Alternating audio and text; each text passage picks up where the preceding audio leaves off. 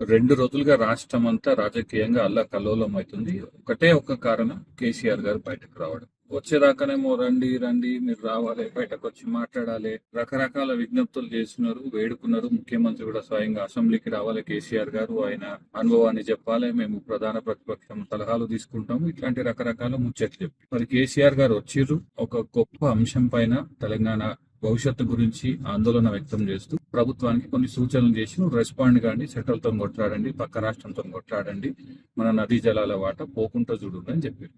ఇదంతా బానే ఉంది. కేసీఆర్ గారు ప్రెస్ మీట్ లో చాలా స్పష్టంగా ఒక మాట చెప్పారు. ఇప్పుడు నేను లేవనెత్తిన అంశం పైన తప్పించి అన్నిటిపైన మాట్లాడడానికి రెడీ అవుతారు. ఆయన ఒక మాట కూడా అన్నారు, నేను దాన్ని ప్రస్తావిస్తున్నా, ఇక మురుగనీకి అంత రెడీ అవుతాయి అని అన్నారు. తీరా చూస్తే ఏంటిది, 2 రోజులుగా గాంధీ భవన్ లో, సచివాలయంలో, ముఖ్యమంత్రి ఇంట్లో మురుగుతూనే ఉన్నారు, ఒకటే తిరిగా మురుగుతున్నారు. ఏందిరా నాయన అంటే, నదీ జలాల వాటాను మీరు కాపాడరా, చంద్రబాబుతో కొట్లాడరా, లేదా చంద్రబాబు మోచేతి నీళ్ళు దాగుడు అలవాటు పడ్డారు కాబట్టి అట్లాగే ఉంటారా అనే విషయం పైన ముఖ్యమంత్రి రేవంత్ రెడ్డి కూడా ఏమాత్రం సమాధానం చెప్పాలి. ఇక ముఖ్యమంత్రి మాట్లాడిండు కదా అని చెప్పి ఇక మంత్రులు ఒకటే తిరిగా జూపల్లి కృష్ణారావు, వాకిటి శ్రీహరి, ఇక అడ్డూరి,